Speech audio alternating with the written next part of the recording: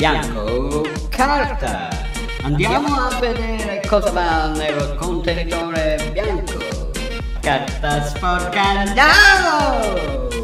Sì, questo sì! Ok, va bene! Oh yeah! Sì, una confezione, va bene, very very good! E ora vediamo cosa non va nel contenitore bianco. No, questa no! No! Carta sporca, no! Ma nell'indifferenziato! Oh no! No, no, no, no, no! My God! Bianco! Carta!